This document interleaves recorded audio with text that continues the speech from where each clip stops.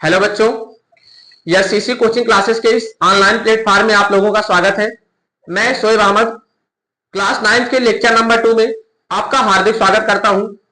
कैसे हैं आप लोग? उम्मीद करता हूं आप लोग बहुत अच्छे से होंगे और अपनी पढ़ाई अच्छे से कर रहे होंगे।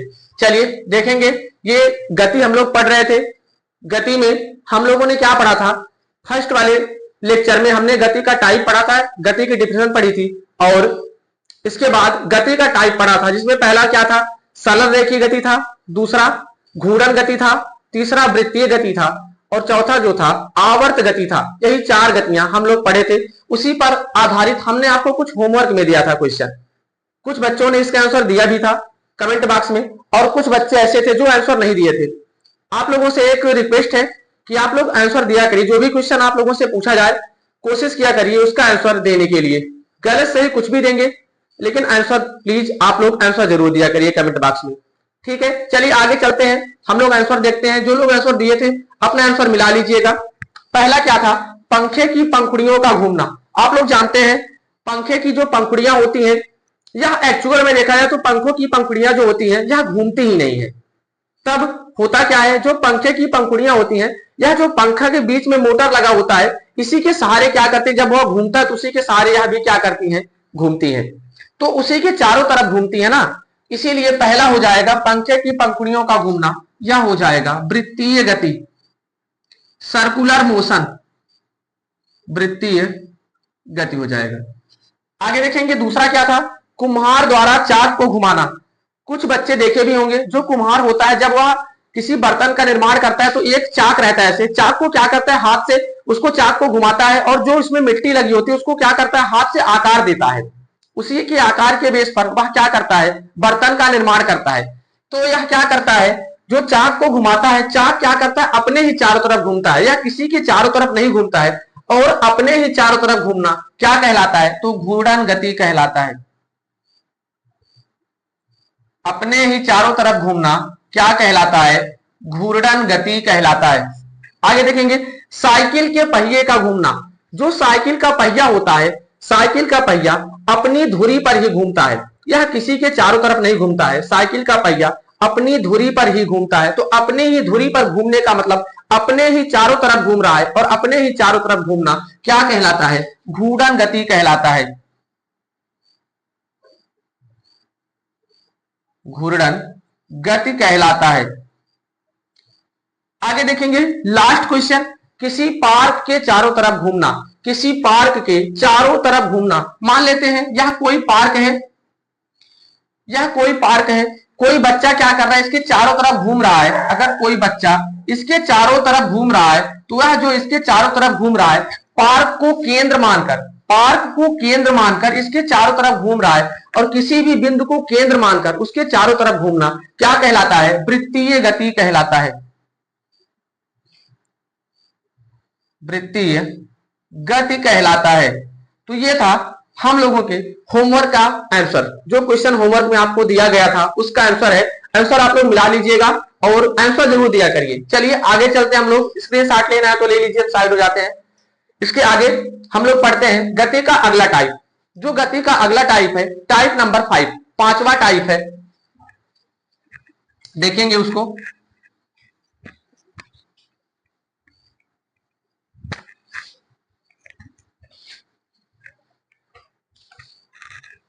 एक समान गति।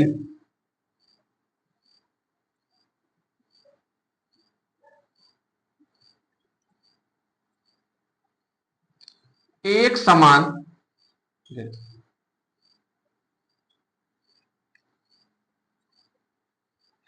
यूनिफॉर्म मोशन, एक समान गति। ये होती क्या है? आप जानते हैं एक समान गति जब कोई भी वस्तु हो समान समयांतराल में समान दूरी को कवर करे, यानी कोई भी वस्तु हो या कोई भी कार हो, यह क्या करे? समान समय में समय भी समान लगे और दूरी भी समान लगे, तो उसकी गति क्या कहलाती है? एक समान गति कहलाती है। चलिए पहले इसको हम लोग समझते हैं। मान लेते हैं कोई कार है, कोई कार है। समझने का प्रयास करिएगा आप लोग। यहां पर पॉइंट ए है, यहां पर पॉइंट बी है। कोई कार बिंदु ए से बिंदु बी तक जाती है, बिंदु ए से बिंदु बी तक जाती है। इसकी दूरी मान लेते हैं 20 किलोमीटर है। बिंदु ए से बिंदु बी तक जाती है, इसकी दूरी कितनी है? 20 किलोमीटर है। और इसको बिंदु ए से बिंदु बी तक पहुंचने में 30 मिनट का टाइम लग रहा है। समय कितना लग रहा है? 30 मिनट का समय लग रहा है। ये कार फर्स्ट मान लेते हैं। अगली बार में क्या है, एक और कार है, कार सेकंड। वह भी क्या करती है, बिंदु ए से बिंदु बी तक जाती है। बिंदु ए से बिंदु बी तक जाती है, इसकी दूरी सेम है, जो दूरी पहले वाली है वही दूरी ये भी है। दूरी कितनी है? आप लोग कहेंगे 20 किलोमीटर है। इस कार को भी 30 मिनट का टाइम लग रहा है, जो समय लग रहा है इस कार को भी बिंदु ए से बिंदु बी तक जाने में कितना समय लग रहा है? तो 30 मिनट का समय लग रहा है। अगर हम यहां से देखेंगे, दोनों के लिए दूरियां समान है, दोनों के लिए समय समान है। देखेंगे कार ए 20 मिनट में 20 किलोमीटर में ये करती है, 20 किलोमीटर की दूरी 30 मिनट में कवर करती है, जबकि कार बी जो है, कार सेकंड जो है, वह भी 20 किलोमीटर की दूरी को 30 मिनट में कवर करती है। अगर हम लोग इसको ध्यान से देखने का प्रयास करें तो दूरी देखिए दोनों के लिए सेम है, 20-20 किलोमीटर है। टाइम भी दोनों के लिए सेम लग रहा है, 30-30 मिनट लग रहा है। तो अभी आप लोगों ने इसमें क्या पढ़ा कि जब कोई भी वस्तु या कोई भी कार समान समय में, देखिए समान समय है, समान समय में समान दूरी को तय करती है तो उसकी गति क्या कहलाती है? एक समान गति कहलाती है। यानी जब कोई भी वस्तु समान समय अंतराल में समान दूरी को कवर करती है, समान दूरी को तय करती है, उसकी गति एक समान गति कहलाती है। चलिए इसको हम लोग लिख लेते हैं।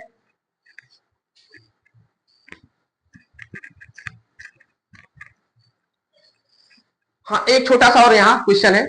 अच्छा, दूरी समान है, समय भी समान है, ऐसा क्यों हो रहा है? कम ज्यादा भी तो समय लग सकता था। इसका मतलब यह हुआ कि इन दोनों की जो स्पीड है वह भी बराबर होनी चाहिए। अगर चाल बराबर है तभी तो समय यहां बराबर लगेगा, अगर चाल कम ज्यादा हो जाए तो समय भी कम ज्यादा हो जाएगा। चलिए इसकी परिभाषा पढ़ते हैं। जब कोई भी वस्तु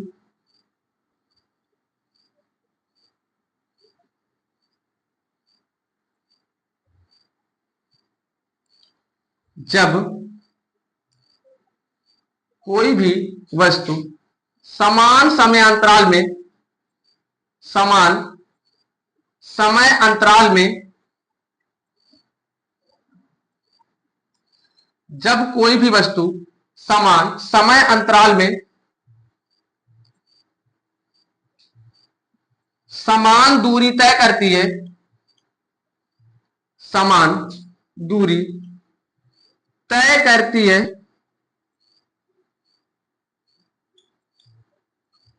तो उसकी गति तो उसकी गति एक समान गति कहलाती है। एक समान गति कहलाती है।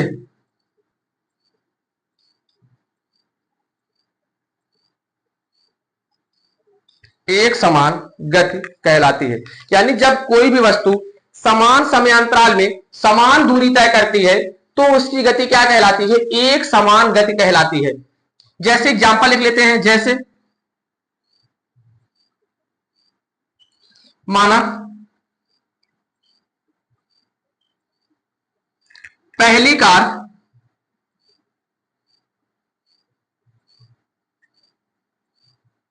पहली कार 40 किलोमीटर की दूरी, माना पहली कार 40 किलोमीटर की दूरी 1 घंटे में 1 आवर्स में तथा दूसरी कार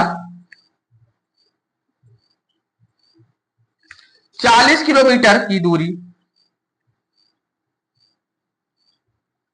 40 किलोमीटर की दूरी को 1 आवर्स में तय करती है।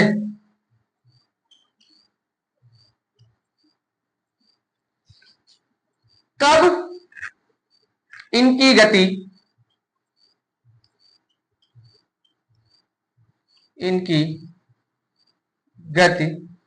एक समान गति कहलाएगी। एक समान गति कही जाएगी या कहलाएगी।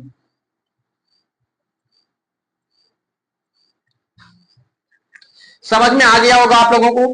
कोई कार है, कार ए और कार बी, मान लेते हैं पहली कार और दूसरी कार, यह क्या करती है 40 किलोमीटर की दूरी को कितने घंटे में तय कर रही है? आप कहेंगे 1 घंटे में तय कर रही है, तथा दूसरी कार सेम दूरी को, 40 किलोमीटर की दूरी है और सेम समय लग रहा है, 1 घंटे में क्या करती है? इस दूरी को तय करती है। तो इसकी गति क्या कहलाएगी?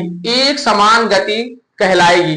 अभी आप लोगों ने वही तो पढ़ा कि जब कोई भी वस्तु समान समय में समान दूरी तय करती है, समय देखिए समान है, 1 घंटे का टाइम यहां भी लग रहा है, 1 घंटे का टाइम यहां भी लग रहा है, और दूरी भी क्या होनी चाहिए? समान होनी चाहिए। तो दूरी भी यहां कितना है? 40 किलोमीटर है, और यहां भी दूरी कितना है? 40 किलोमीटर। इसकी गति क्या कहलाएगी? एक समान गति कहलाएगी। आगे चलिए, अगली हेडिंग पढ़ते हैं हम लोग, हेडिंग नंबर 6। चलिए इसको पढ़ते हैं, यहां तक स्क्रीनशॉट ले लीजिए आप लोग। अगली हेडिंग है असमान गति। असमान गति, non uniform motion. Non uniform motion, असमान गति क्या होती है? सेम इसका उल्टा है, पहले का उल्टा। इसमें क्या था? समान दूरी होनी चाहिए और समान समय होना चाहिए, लेकिन इसमें क्या है? मान लेते हैं कोई भी दो कार है, पहली कार 1 घंटे में 40 किलोमीटर जाती है, लेकिन दूसरी कार 1 घंटे में 50 किलोमीटर चली जाती है। यहां दूरी अलग अलग होनी चाहिए, लेकिन समय क्या होना चाहिए? समान होना चाहिए। यानी जब कोई भी वस्तु समान समय में असमान दूरी तय करती है, समय क्या होना चाहिए? समान, लेकिन दूरी क्या होनी चाहिए? अलग अलग होनी चाहिए। तब क्या हो जाएगा? इनकी गति क्या कहलाएगी? असमान गति कहलाएगी। चलिए देखते हैं, इसको समझने का प्रयास करते हैं। पहले परिभाषा लिखते हैं, अब इसको समझते हैं हम लोग। जब कोई भी वस्तु, जब कोई भी वस्तु, जब कोई भी वस्तु समान समयांतराल में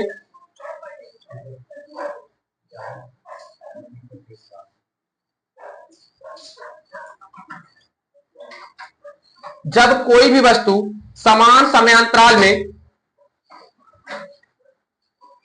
बच्चों जब कोई भी वस्तु समान समयांतराल में असमान दूरी, समान समयांतराल में असमान दूरी तय करती है,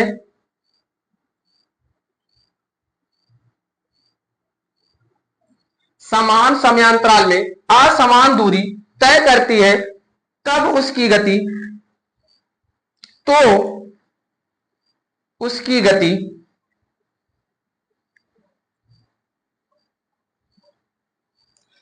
असमान गति कही जाएगी, असमान गति कहलाती है।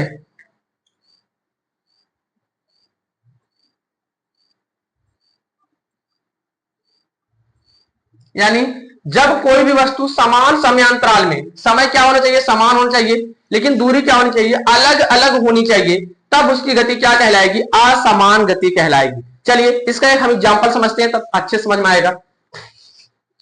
इसको मिटा देते हैं, आप लोग स्क्रीनशॉट ले लीजिएगा, ठीक है। देखेंगे इसका एग्जांपल।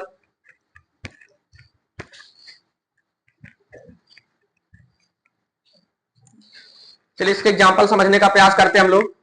मान लेते हैं एक कार है, कार फर्स्ट है, यह क्या कर रही है? ए से बी तक जा रही है। समझने का प्रयास करिएगा, ए से बी तक जा रही है। इसको ए से बी तक जाने में, ए से बी तक जाने में जो दूरी है, यहां से ए से लेके बी तक, यह क्या कर रही है? दूरी 30 किलोमीटर है। कितनी दूरी है? 30 किलोमीटर है। और इसको 30 किलोमीटर की दूरी को तय करने में जो भी टाइम लग रहा है, चलिए उसको हम लोग देखते हैं।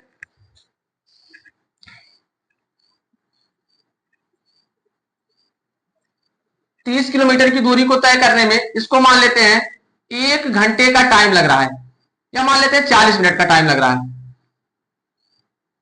कितना टाइम लग रहा है? 40 मिनट का टाइम लग रहा है। फिर अगली स्थिति में देखते हैं, यहां से ये हमारे पास क्या है, कार बी है, यानी कार सेकंड है, कार सेकंड है, ए से लेके बी तक जा रही है, ए से लेके बी तक जा रही है। अब यहां से देखेंगे मिनट क्या है, सेम है, 40 मिनट का ही टाइम लग रहा है, लेकिन यह जो दूरी को कवर कर रही है, यह दूरी को कवर कर रही है 40 किलोमीटर। कितना दूरी कवर कर रही है? 40 किलोमीटर। अभी आप लोगों ने क्या पढ़ा कि जब कोई भी वस्तु समान समय में, देखिए समय समान है 40 मिनट 40 मिनट, समय समान है, जब कोई भी वस्तु समान समय अंतराल में असमान दूरी तय करती है। दूरी देखिए क्या है, 30 किलोमीटर दूरी, यहां पर 40 किलोमीटर। इसका मतलब ये 40 मिनट में 30 किलोमीटर की दूरी तय कर रही है, और ये 40 मिनट में 40 किलोमीटर की दूरी तय कर रही है। यहां से निष्कर्ष ये निकला, इसकी जो चाल है, कार एक की चाल है, वह कार बी से कम होगी। अगर इसकी चाल कार बी से कम होगी, तभी तो यह 40 मिनट में 40 किलोमीटर दूरी तय कर रही है, और यह 40 मिनट में उतने ही मिनट में 30 किलोमीटर दूरी तय कर रही है। इसका मतलब इसकी चाल क्या है, इसकी चाल कम है, किसके अकॉर्डिंग? कार बी के अकॉर्डिंग इसकी चाल क्या है, कम है। यही था इसका एग्जाम्पल। समझ में आया आप लोगों को? चलिए इसको एक बार हम लोग लिख लेते हैं।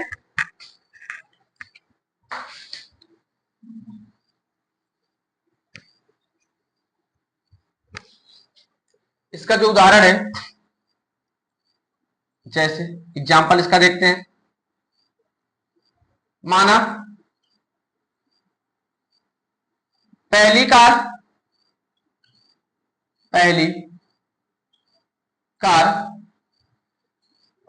1 घंटे में 1 आवर्स में 40 किलोमीटर की दूरी, 40 किलोमीटर की दूरी, 1 घंटे में 40 किलोमीटर की दूरी तथा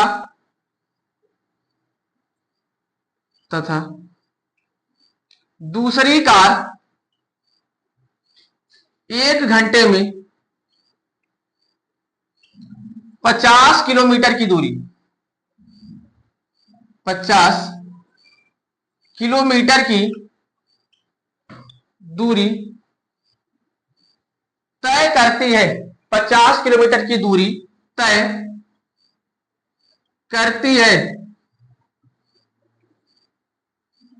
पहली क्या क्या है, 1 घंटे में 40 किलोमीटर की दूरी तथा दूसरी कार 1 घंटे में 50 किलोमीटर दूरी तय करती है। तब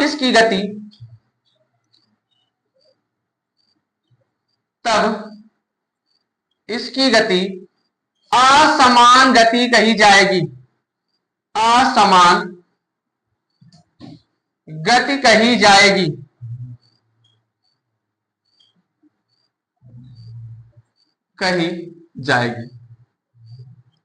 उम्मीद करता हूं आप लोगों को समझ में आया होगा इतना।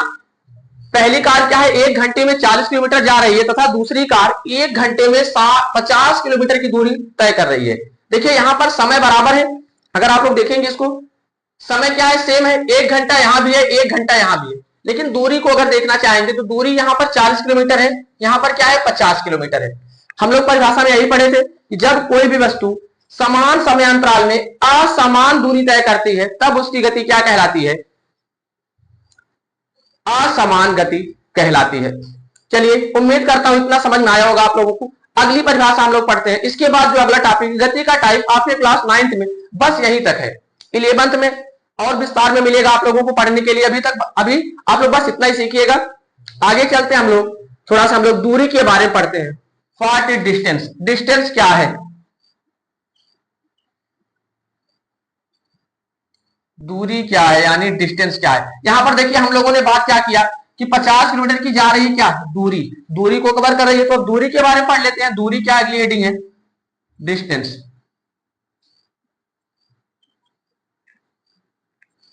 डिस्टेंस यानी दूरी। दूरी होती क्या है, देखिएगा, इसको समझने का प्रयास करिएगा। किसी गतिमान वस्तु द्वारा तय की गई पथ यानी रास्ता, पथ की कुल लंबाई क्या कहलाती है, दूरी कहलाती है।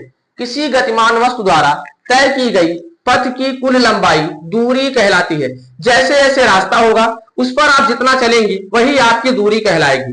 और एक पॉइंट, दूरी कभी भी शून्य नहीं होती है, इसको याद रखिएगा। दूरी कभी भी शून्य नहीं हो सकती, दूरी कभी भी माइनस नहीं हो सकती। दूरी जब भी आएगी हमेशा प्लस में आएगी। ठीक है, देखेंगे इसको। मान लेते हैं कोई ये रास्ता है, ऐसे समझने का प्रयास करिएगा। यहां से मान लेते हैं कोई ऐसे रास्ता गया है,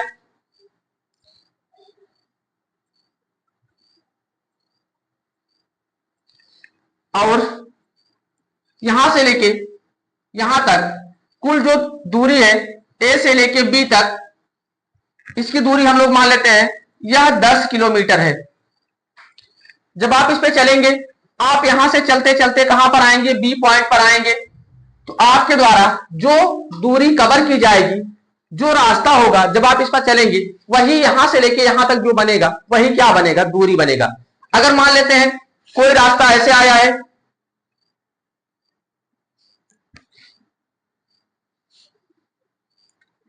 अब आप जब इस पर चलेंगे यह भी क्या बनेगा, एक प्रकार से दूरी बनेगा। जो भी आप इस रास्ते को कवर करेंगे वह क्या बनेगा, दूरी बनेगा। यानी किसी गतिमान वस्तु द्वारा तय की गई पथ यानी रास्ता की कुल लंबाई क्या कहलाती है, दूरी कहलाती है। दूरी शून्य क्यों नहीं होती है, अभी इसको बताते हैं हम लोग, आगे समझते हैं। चलिए देखने का प्रयास करिएगा, यहां पर दूरी क्या है। किसी गतिमान वस्तु द्वारा, किसी गतिमान वस्तु द्वारा, किसी गतिमान वस्तु द्वारा, वस्तु द्वारा तय की गई,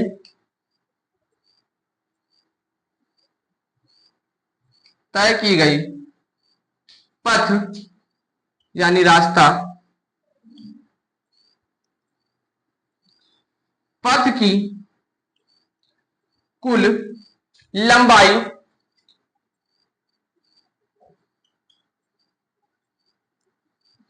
दूरी कहलाती है, दूरी कहलाती है।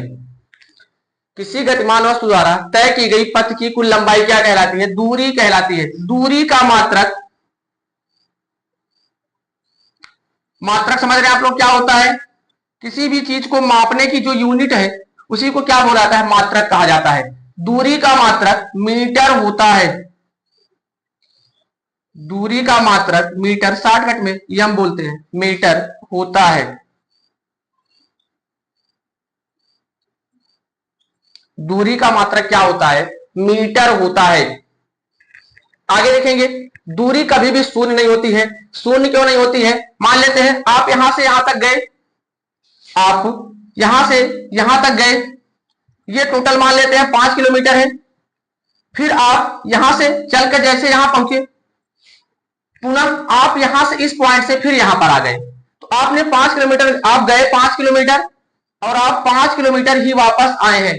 तो जो दूरी बनेगी यह हो जाएगी कुल मिला के 5 + 5 बराबर 10 किलोमीटर हो जाएगा। लेकिन अभी इसी के बाद हम लोग एक हेडिंग पढ़ेंगे, डिस्प्लेसमेंट, जिसको विस्थापन बोलते हैं। विस्थापन क्या होता है, आप जहां से चले हैं वही पॉइंट पर अगर पुनः वापस आ जाते हैं तो विस्थापन शून्य हो जाता है।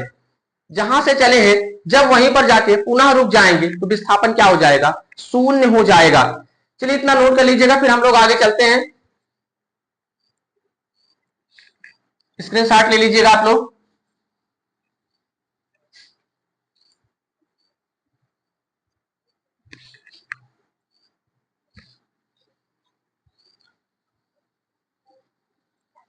आगे देखेंगे, अभी हम लोग जो दूरी के बारे में और 4-5 पॉइंट है, इसको हम लोग किसमें पढ़ लेंगे, दूरी और विस्थापन के अंतर में पढ़ लेंगे। चलिए आगे देखते हैं, एक हेडिंग पढ़ते हैं, डिस्प्लेसमेंट यानी विस्थापन।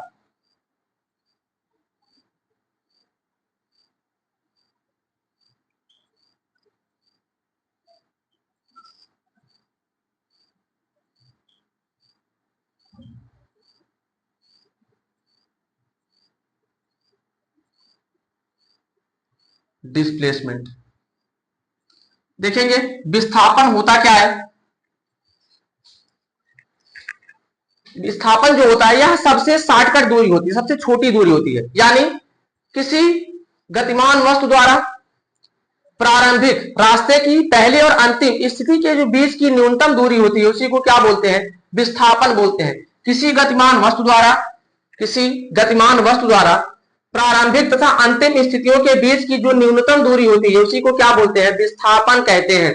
जैसे अगर मान लेते हैं, यहां पर देखेंगे थोड़ा सा, अगर मान लेते हैं कि हमारे पास एक सर्कल है, इसका जो व्यास है, इसका जो डायमीटर है, या मान लेते हैं डायमीटर कितना है, 100 मीटर है। इसका डायमीटर मान लेते हैं 100 सेंटीमीटर ही मानिएगा। यहां पर देखेंगे जो इसका व्यास है यह कितना है, 100 सेंटीमीटर। 100 सेंटीमीटर। अगर आपसे कोई बोल दे इसमें दूरी निकालने के लिए सबसे पहले आपको त्रिज्या पता होनी चाहिए। यहां पर देखेंगे अगर व्यास 100 सेंटीमीटर है तो त्रिज्या कितनी आ जाएगी, व्यास का आधा हो जाएगा तो त्रिज्या कितनी आ जाएगी, 50 सेंटीमीटर। अगर आप इस पर दूरी निकालेंगे, आप देखेंगे कोई व्यक्ति यहां से चला है और यहां पर आकर रुक गया है। मान लेते हैं पॉइंट ए से चला है और पॉइंट बी पर आकर रुक गया है। अगर यहां से आप दूरी निकालने का प्रयास करेंगे तो यहां पर देखेंगे यह क्या है, यह एक पूरा जो बनता है, यह वृत्त की क्या होती है, परिधि होती है। यहां पर देखेंगे तो 2 पाई आर हो जाएगा परिधि, क्या हो जाएगा, 2 पाई आर। लेकिन अगर आप देखेंगे पूरी परिधि होती है 2 पाई आर, लेकिन जब आप आधा निकालेंगे तो परिधि कितनी हो जाएगी, 2 पाई आर बाई 2 हो जाएगा। यहां से मान रखेंगे, ये 2 से 2 कैंसिल हो जाएगा। पाई का मान कितना होता है, 22/7 गुणे में 50, गुणा करेंगे 0 5 दूनी 10, 0 5 दूनी 10 और 1 11, 1100 बटे में 7 सेंटीमीटर। ये क्या निकल जाएगा, यह निकल जाएगी पूरी दूरी निकल जाएगी। यह क्या निकल क्या जाएगा, दूरी आ जाएगा। लेकिन अगर हम लोग इस पर विस्थापन निकालने का प्रयास करें, अब ये देखिए विस्थापन क्या होता है, बहुत चालाक होता है। विस्थापन कहेगा जब हमें यहां से यहां तक पहुंचना है, पॉइंट ए से पॉइंट बी पर चलना है, तो हम इतना घूम कर क्यों जाएं, कोई फायदा नहीं घूमकर जाने का। इसीलिए विस्थापन क्या होता है, सबसे न्यूनतम दूरी होती है। विस्थापन क्या होता है, सबसे न्यूनतम दूरी होती है। तो विस्थापन क्या करेगा, यह डायरेक्ट यहां से यहां तक पहुंच जाएगा। जिसको पॉइंट ए से पॉइंट बी पर चलना है तो डायरेक्ट ए से लेके बी तक पहुंच जाएगा, और जो विस्थापन निकल के आएगा, जो वृत्त का व्यास है वही विस्थापन बन जाएगा। यानी इस स्थिति में अगर निकालना चाहेंगे हम लोग विस्थापन का मान, तो विस्थापन कितना आ जाएगा, वृत्त का जो व्यास है, और वृत्त का व्यास कितना है 100 सेंटीमीटर, तो विस्थापन भी क्या आ जाएगा 100 सेंटीमीटर। अब यहां से एक निष्कर्ष निकल के ये आया, विस्थापन हमेशा दूरी से छोटा होगा या तो दूरी के बराबर होगा। विस्थापन कभी भी दूरी से ज्यादा नहीं आ सकता। विस्थापन क्या होगा, हमेशा दूरी से छोटा होगा या तो दूरी के बराबर होगा। अच्छा, दूरी के बराबर कब होगा विस्थापन, जब आप देखेंगे रास्ता कोई सीधा है, रास्ता क्या है, सीधा है। अगर इस हम लोग दूरी निकालना चाहें, मानते हैं 10 किलोमीटर है, कितना है 10 किलोमीटर। अगर यहां से दूरी निकालना चाहे वो भी 10 किलोमीटर आएगा, विस्थापन निकालना चाहे वो भी 10 किलोमीटर आएगा। अगर रास्ता सीधा है तो दूरी विस्थापन एक दूसरे के बराबर हो जाते हैं, लेकिन कभी भी विस्थापन दूरी से ज्यादा नहीं हो सकता है, या तो बराबर होगा या तो कम होगा। चलिए हम लोग विस्थापन की परिभाषा पढ़ लेते हैं। आप लोग यहां तक समझ गए होंगे। अगर इसलिए 60 लेना हो तो ले सकते हैं आप लोग।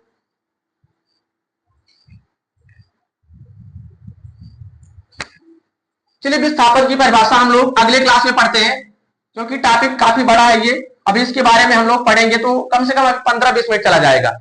आज के लिए बस इतना ही। उम्मीद करता हूं क्लास आप लोगों को कैसी लगी, बताइएगा जरूर कमेंट बॉक्स में। ये हम लोग अगले दिन पढ़ेंगे, लेक्चर नंबर 3 में पढ़ लेंगे। इसी पर एक, अगर आप लोग कहिए तो एक होमवर्क में क्वेश्चन दे दे। आपको बताना है ये हृदय का धड़कना,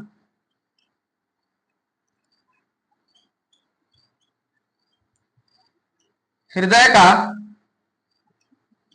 धड़कना कौन सी गति है,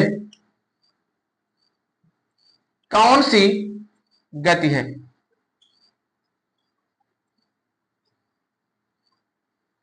यह आपका होमवर्क में क्वेश्चन है, हृदय का धड़कना कौन सी गति है। इसके साथ ही आपको यह भी बताना है कि जो आपकी हार्ट बीट होती है, हृदय की धड़कन होती है, वह 1 मिनट में कितना होता है, यह भी बताना है। और एक धड़कन में, एक बार धड़कने में कितना टाइम लगता है, कितना सेकंड का समय लगता है। ये 3 क्वेश्चन यहां से हृदय की धड़कना, हृदय का धड़कना कौन सी गति है, पहला। दूसरा, आपका हृदय 1 मिनट में कितनी बार धड़कता है, दूसरा। और तीसरा यह भी बताना है कि हृदय के एक बार धड़कने में कितने सेकंड का समय लगता है। उम्मीद करता हूं क्लास आप लोगों को बहुत अच्छी लगी होगी। जो टॉपिक ना समझ में आया होगा कमेंट बॉक्स में जरूर बताइएगा, आंसर जरूर दीजिएगा। आज के लिए बस इतना ही। चैनल को सब्सक्राइब कर लीजिएगा। चैनल का नाम आप लोगों को पता ही होगा, SCC coaching classes. Thank you बच्चों।